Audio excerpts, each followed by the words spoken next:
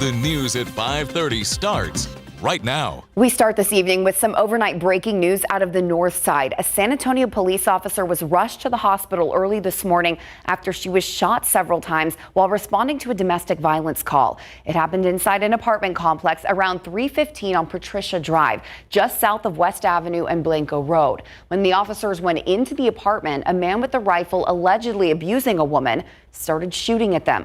Officers returned fire and got out of that apartment just to realize one of them had been shot. The injured officer was rushed to the hospital and underwent surgery. We are still working to find out how she's doing tonight.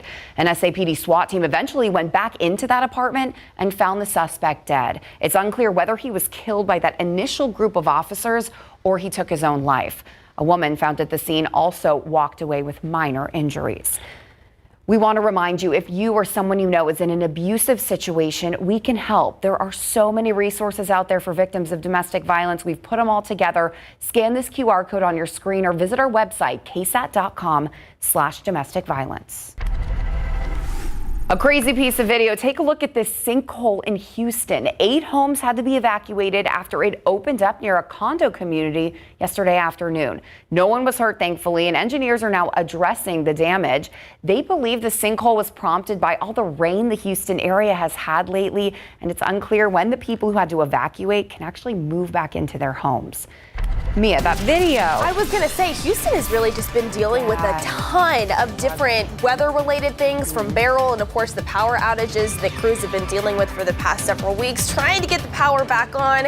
Here in San Antonio, you can see as we look outside with live cam, we've had some blue sky return this Sunday afternoon following, Courtney, some decent rain. So much rain. I have to make my husband check our rain gauge because we have one now. There you go, which is so I'm important. so proud to say that. So important. I love going out. We got a lot of it. We did, and it's so nice to see, considering today was kind of the last day to find some spotty rain before we return to a more typical summertime pattern for the last few days of July and start to August. I want to talk specifically about those rainfall stats from today.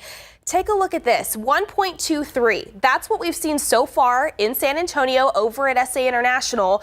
The previous record for July 28th, so our daily rainfall record, was 0.74, just under 3/4 of an inch, that was set back in 1934. So we have broken that record with our new total for this July 28th. 2024 going down in the record book. So that is also great to see. It also brings our monthly total up to over 4 inches of rain. Windcrest about an inch. Garden Ridge found just under that. Encino Park north of 1604 and just east of 281. Authority radar estimating about 2 inches reported from some healthy downpours earlier today. You can see we're pretty quiet across Bexar County as of right now. There was a little downpour that moved over Medina Lake that has started to fizzle as it approaches Bandera. Still dealing, though, with some pockets of heavy rain moving in from the south across the southern half of Atascosa County. That could reach the Pleasanton and Jourdanton area, at least to the far western reaches of that area over the next hour or so. We're going to call it about a 30% chance through sunset. Then after the sun goes down, whatever's left out there on authority radar looks to wind down as a result. And then after that, a hotter and drier weather pattern is going to take over for the upcoming work week. This is the reason why low pressure moving away from the state of Texas. Big Blue H, high pressure, is once again going to be the controlling feature of our upper level weather pattern, which is why rain chances are out of the forecast starting tomorrow and temperatures return to that seasonable outlook, which just means hot for this time of year. Our average high is 96. 94 is the forecast high here in San Antonio tomorrow. Mid to upper 90s, though, by the second half of the week. So here's your Monday. I think cloud cover is going to build back in overnight thanks to the fact that we have, yes, the humidity in place and also some saturated grounds from the rains found today. 76 degrees at 7 a.m., 86 for any lunchtime plans at noon. That morning cloud cover is going to break up a little bit more into the afternoon, lead way to more peaks of sunshine. A high temperature right around 94, but when you factor in the humidity, feels like temperatures around 102 to 103 are expected. So noticeably hotter than what we've been dealing with over the past several days. Most of us in the mid-90s, maybe some upper 90s west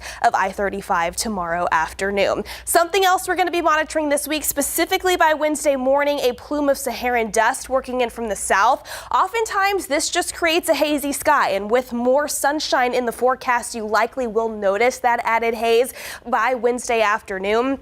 Sometimes in the most severe cases, it can affect those with severe allergies. Courtney, that's going to be something to check back in on in the days ahead. All right. Thanks for the heads up, Mia. Heart murmurs defying tick bite treatments and signs of Alzheimer's. For the rest of our show, we're putting a spotlight on our latest Doc Talk episodes. Every week, a doctor joins us on set to talk about the illnesses going around in our community and the questions you have asked. All right, it's kiddo time on Doc Talk. Your questions we're going to take to Dr. Dina Tom, pediatric hospitalist with University Health and UT Health San Antonio, all things children related. Yeah, thanks for being here. Thank you for having me. Okay, our first question comes from Kathleen. What do I do if my child is bitten by a rattlesnake? All right, Kathleen. So snake bites are altogether not that common. So about 7,000 people a year get bit by snakes, and only 5% of snakes are poisonous. But rattlesnakes are by far the most common type of snake that someone will get bit by. So there are some kind of anecdotal tales or old wives' tales about certain things that they tell you to do, which I'm going to tell you today not to do. Yes. Okay. So if your child gets bit by a rattlesnake, the first thing to do is to remain calm. I know that's very difficult if your child's been bit by a snake, but stay calm, reassure your child that they will be okay, and then remove your child from the area where there was a snake. Do not go chase the snake. Don't try and catch the snake or take a picture of the snake. Really, the best thing is to remove your child from the area where the snake was and call 911 immediately. You really want to seek medical attention right away. There are a few things not to do. So don't try and suck any venom out. Don't apply a tourniquet, and don't put ice water or ice cold anything on the wound. So you really want to keep your child as still as possible until EMS gets there. And if you can, have them sit or lay in a position where the area that was bit is lower than the level of their heart. Okay. So that is something that you can do. Yeah, Okay. but the first thing you do is call 911. Yes. Get your kid out of there. Stay calm and call 911. Yeah, yeah. Good to know. All right, what is the reason for my baby having constant spit ups? That's the next question. Okay, so spit ups in babies, especially newborn babies, is very normal. It's normal, and a lot of it is reassurance to parents that it is normal. Babies are not strong. We know that, right? Babies can't sit up on their own. They can't really control their limbs. They're kind of floppy. Well, so is the little muscle that separates their esophagus, where they swallow milk, and their stomach, where they hold milk. So it's really common for that muscle to be weak and for babies to spit up, especially if they, need a burp, or if they change position, or if you're bouncing them a little bit and they spit up. Now, I get the question of, well, when should I worry because my baby seems to spit up a lot? I would worry if your child's not gaining weight, if they're eating regularly and they're not gaining weight, or they seem like they're spitting up the whole bottle and they're really distressed by the spit up. Then talk to your doctor. Yeah, sometimes you could change formulas, things like that. Exactly. Okay, so next question. How do you know if your child has early diabetes? Yes, this is a great question. So we used to say that things like type 2 diabetes was adult onset diabetes. We don't say that anymore because we see that in children. And type 1 diabetes is really an autoimmune disorder that we do see in children. But both of them present very similarly. If your child is thirsty all the time, really drinking tons of fluids, they never feel like they're satisfied. They're getting up in the middle of the night to pee. They seem to be urinating all the time. Maybe they've lost weight unintentionally and you're seeing that. When they come to the hospital, usually what we see as pediatricians is they have stomach upset, vomiting, they might have lost a lot of fluids. So the biggest thing is really drinking lots of water, peeing a lot. If that is unusual for your child and new, and now they're losing weight, that would be a sign they need to get their blood sugar checked. A lot of the things you described, though, when you talk about having a big thirst, things like that, are things that happen in the summer with kids anyway. So how do you know? I mean, it's got to be an excessive amount. It's an excessive amount, and usually parents, they notice the difference because, you know, they're going outside and running and it's hot and they drink a bunch of water. But if you're noticing your child's getting up a lot at night to pee, that's not normal. Children don't typically do that, or they're wetting the bed. Maybe they're having accidents, and they're just guzzling water. There's no amount of water that can, and that's because their blood sugar is really high, and so their body's trying to dilute the amount of sugar that's in their blood. Yeah, okay. Well, it's common, but do you know what it means when the doctor says about a heart murmur in the pediatric patients? That's next. My daughter had an innocent heart murmur. Is there anything that we need to worry about? This comes up a lot. Yeah. And really, most children at some point in their childhood will have a murmur. And so if your pediatrician or a cardiologist tells you as a parent that your child has an innocent murmur, you can trust that it's truly innocent, which means it will likely go away. There's nothing to worry about. We see this in children all the time. There's several different types of innocent murmurs, but oftentimes it's just because the heart in a child sits right up against the chest. And so that blood flow that's going through the heart, normally we can hear with our stethoscope. We know as pediatricians and cardiologists, when we listen to enough hearts, we know what's concerning and what's not concerning. But an innocent murmur basically means you don't need to worry about it. It will go away on its own. There's really no risk that they will have problems. Now, if you're wondering at what point would I worry it's not innocent, typically those are signs that your child is having trouble climbing the stairs, running with their classmates. They really seem to be struggling to breathe, or their heart is racing, they feel faint, or they're passing out. Those are really not typical signs of an innocent murmur. Yeah. All right, next, anxiety, depression, and Alzheimer's. Dr. Leo Lopez explains the signs and the treatments next on the news at 5:30. We take your questions directly to the experts, the doctors, and joining us, as we always like to see him here, Dr. Leo Lopez, the third medical director at University Health. Doctor, thank you for being with us today. Happy to be back. Yeah. We got some good viewer questions, so let's get right to them. First one comes from Jose M. Does hypertension cause sleep apnea, anxiety, and depression?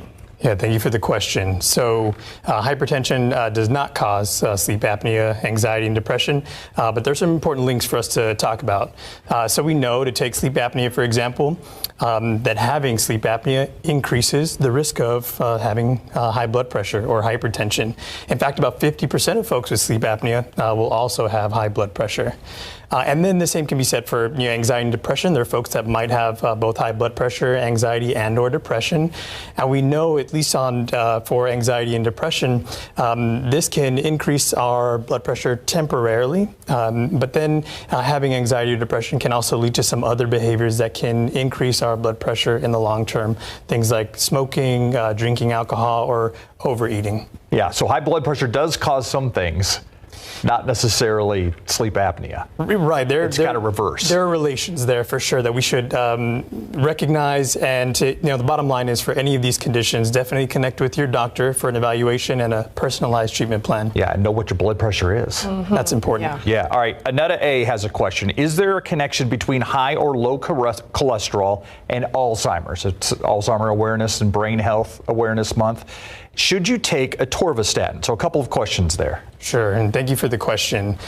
So there may be a link between high cholesterol and dementia, but we don't know for sure. Scientists are working to answer and confirm that question.